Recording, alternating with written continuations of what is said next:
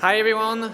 So I'm Clément Lesaege of Kleros, and today we're going to speak about prediction market.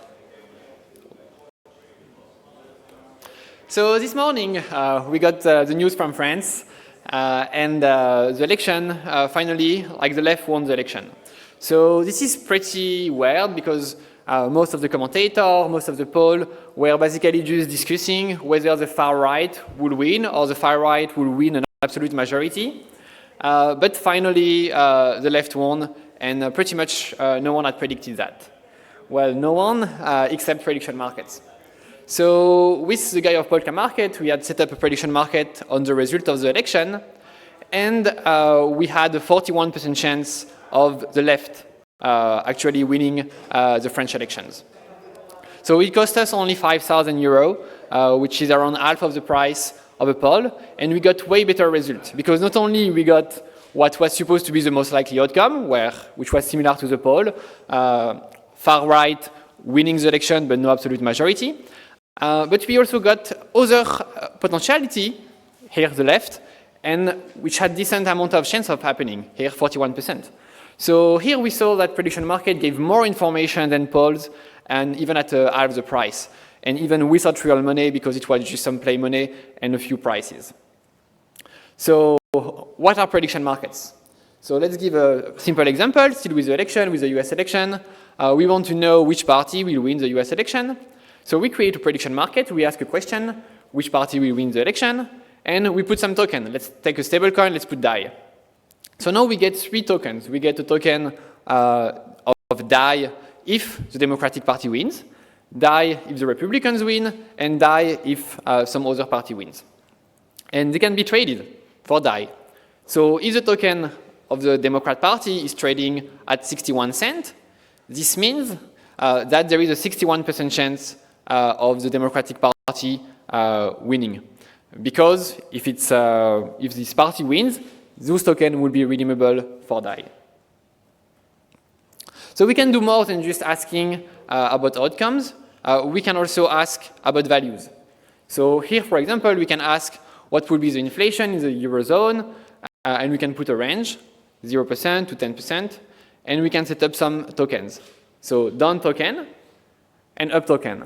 So the down token, they will redeem for 1 DAI if the inflation is lower than 0. We can have deflation, inflation can be negative. And the up token, they will redeem if we have more than 10%. And if we have something in the middle, well, they will each redeem proportionally. So let's say we have 8% of inflation, the up token, they will redeem for 0.8, and the down token, they will redeem for 0.2. So with that, if we assume that there is negligible chances of being below 0 and above 10%, we can predict that the inflation will be on average of 8%. Now we can do even more funny things. We can chain prediction markets. So we can ask who will be the Democratic candidate. Again, we have our token, Trump, Biden. We have our token, Biden, Kamala, and other candidates. And then we put it again into another prediction market, which will ask which party will win the election. And now we have a token which is going to redeem for DAI if the Democratic Party wins and Biden was the candidate. So now we can get conditional probability, where we can say there is a 30% chance of the Democratic Party winning the election if Biden is a candidate. And we can do that also with scalar markets, and we can chain even more markets if we want to make more complex predictions. So how do we resolve the market? Well, just use Kleros. We already had, in the last US election, which was pretty controversial, we had this dispute about whether Trump won or did not win the election.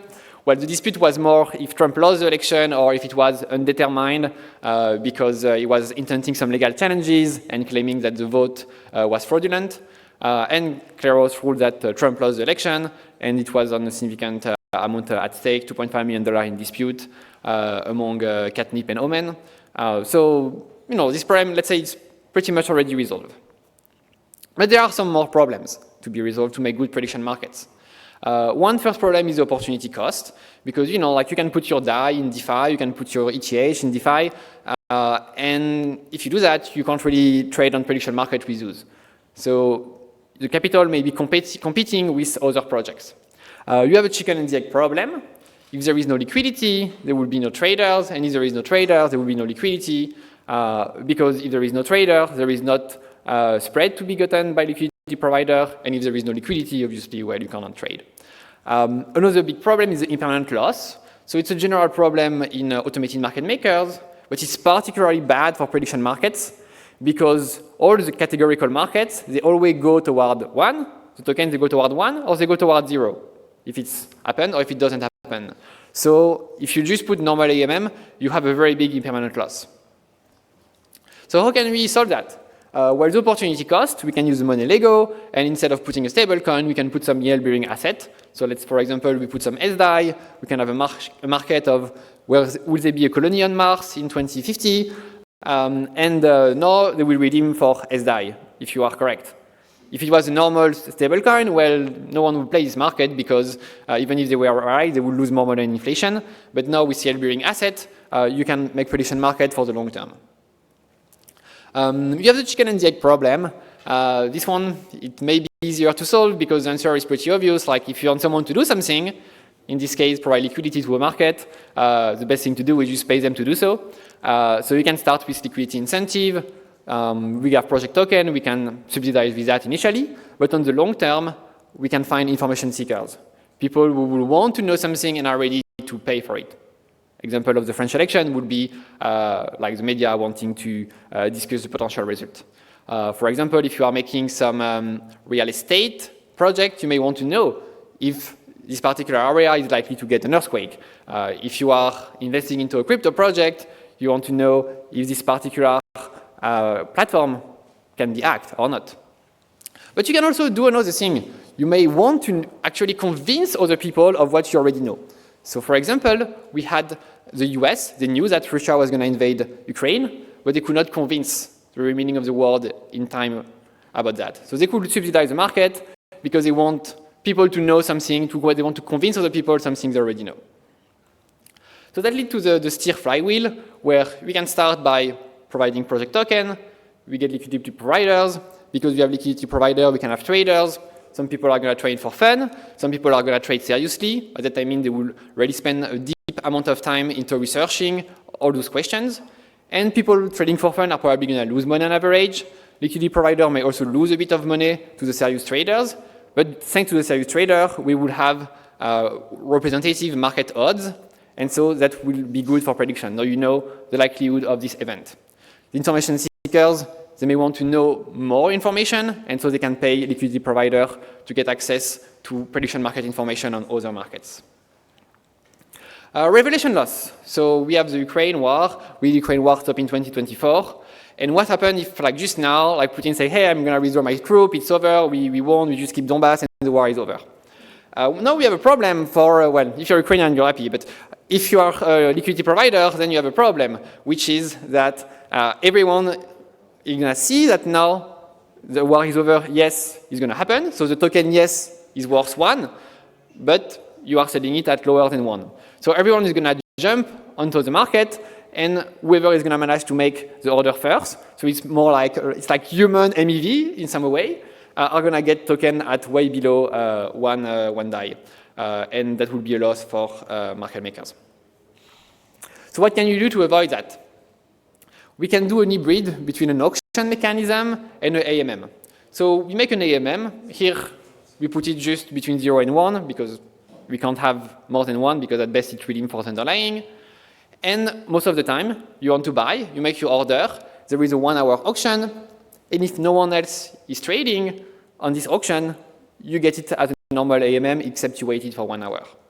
But now, if the result is being known, everyone knows that those tokens are going to be redeemable for 1, so they will all jump into this auction and bid very, very close to 1. And so as a liquidity provider, you really lose a very small amount of money compared to a classic AMM system. So we've seen prediction market. What can we do with prediction market? Well, we can bet on elections. That's the most demonstrated use case. You can see Polymarket getting significant traction. Why do we bet on election? Because it's popular, people are interested by election, and it's easy to set up because there is no revelation loss. the problem as you talk with the Ukraine war, you don't have it with election because you know when people are going to vote. So as a liquidity provider, you can just remove your liquidity before the election, and the problem is solved for the election. And also we give some insight for businesses, for governments. It's interesting to know who could be in power in a particular country. But can we do more? We could do something but that some people may think crazy, but I think will actually be highly beneficial. So we could make markets on drugs and medical procedures. So some people are actually dying because they cannot get medical procedure approved in time. So we have those agencies, and they tend to be very risk averse. They prefer to have someone dying because they cannot get the drug compared to someone dying because they got the drug and they shouldn't have. So they have some bias, they have some conservatism bias. So what we could do, we could make studies, what we already do. But before we got the result of the studies, we could get markets. And if the market is showing that it's overwhelmingly likely that this particular drug is going to improve the health outcome of participants, we could allow people to take the drug before. Maybe it's hard to convince like normal state, but now we have some people working on making network state or special economic zone where we could experiment those kind of markets. We can also, at the individual level, make some micro recommendation, and you could have multiple medical practitioners which can basically bet on the result of a particular procedure or drugs, and now as an individual, you can make an informed choice. Footarchy, the idea of footarchy is pretty simple. It's vote on values, but bet on belief. So vote on value, you want to choose what you want to optimize. If you're a crypto project, often you may want to optimize the price of your token. If you are a country or a network state, you want to optimize the happiness of your citizen. So how do you do that? When you have a proposal, you make conditional market on whatever you want to optimize, conditional to this proposal being accepted or rejected. So for example, if we look at the Democratic Party candidate, now they are kind of like wondering if they should replace Biden. So they could make what will be the Democratic candidate. They get Biden, they get Kamala token. Now they put it into a second prediction market, which party will win the election. And now they can see, for example, that they have Biden token, the Biden Democratic token, so token which redeems only if Biden is selected and the Democratic Party wins, which can trade at 30 cents of Biden. So they can conclude, if they have Biden as a candidate, they will have 30% chance of winning. And the Kamala one will trade 45 cents of Kamala token. So now that means that they will have 45% chance of winning if they pick Kamala. So now they can change and pick Kamala instead. Well, the number, I just made them up. I don't really know them, but you see the idea. And then we can go into AI markets. So I think something we will see will be similar to what we've seen with auctions. So most of the auctions, they were initially made between humans. You will go to an auction house to buy goods. But now most of the auctions, they happen just online between bots who are bidding for advertisement space. Like for the market we made on the election, we made some Twitter ads. And so basically, Twitter was running some bots bidding for us. And I think we will see the same thing with prediction markets. We will see all the things in Web 2 which are currently using centralized machine learning or AI mechanism. They can switch becoming Web 3 and allowing anyone to participate in a market instead of having this central AI machine which is run by the company itself. So what kind of market can we have? So for example, if you are on Twitter or any other social media, Facebook or whatever, they want to show you some content that you will like, that you will interact with. So they want to optimize for this. They are running AI algorithm to optimize that. When you are using Google, they want to show you some results that you will click on, you will like, and you will stay on this particular page. If you are watching Netflix, they want to show you some TV shows that you will start watching and continue watching, which indicates that you actually like it. So all of those can be prediction market questions. Obviously, most of the items will not be displayed to the user. So those markets, they are just cancelled, they are conditional, they do not happen. But then the items which are displayed to the user, people can also, AI will get some money if they actually predicted if you like it or not. So for example, here I have a TV show. The market can give that I have a 62% chance of liking this particular TV show. If I don't watch it, nothing happens. But then if I do watch it and I like it, by that I mean I watch the whole show, then the AI which betted on Clément will like it They will profit. AI would bet it on Clément would not like it. They will lose some money. And now you can have professionals of AI who can just make all those bots, all those AIs to trade in those markets. So where are we now? So we are on the mainnet beta. You can see an example of market, how many people will attend EthCC, which will be a scalar market. So you can already start, you can already play with that. We are waiting to finish the security procedure, stuff like audit and code for Arena. And after that, we will launch the incentives. So in conclusion, what we've seen here, we've seen that, yeah, prediction markets are interesting. There were some of the early plans, like it was in the Ethereum white paper. Kleros is also based on a prediction market project, which was Stresscoin. That's where they're starting the shading coin principle. But no one really managed to get it right. Like you got poly markets, you got political betting. It's nice, but we didn't really get stuff like conditional market, scalar market. We did not really get all the things that prediction market was promised to us. So we are like, okay, well, no, it's time to step in and give that to people. So here I presented a way to solve the prediction market issue, extend different use cases to get efficient market, to get efficient information, and also in the future, what could happen probably is the market moving toward AI. If you want, you can join this Telegram group where we are, and talk with me. We are recruiting people, and we are also recruiting a beta tester to test this, and we're going to go to questions. Yeah.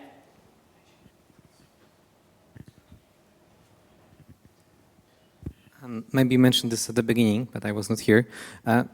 Is it legal? Because like I know that prediction markets are hard to do legally, and I'm curious what's your position on this? So it's all smart contract. There is no operator, so there is no like gambling operator in the sense that you never have like some Seer entity holding the fund in custody. So it's a conditional token contract. You put some token, then you get some conditional tokens, and then people can trade those, and they are traded in other AMM. So I would guess that at least can individual bet between each other, probably depends on the jurisdiction, but there is no specific operator. I know with some markets which were more centralized, for example, poly markets, they got a fine like $1 or $2 million, something like that, from the SEC. But also we are not wanting to focus on really like betting thing, you know, like we're looking, election is probably the most betting kind of thing. The goal is really to get information to benefit the global knowledge.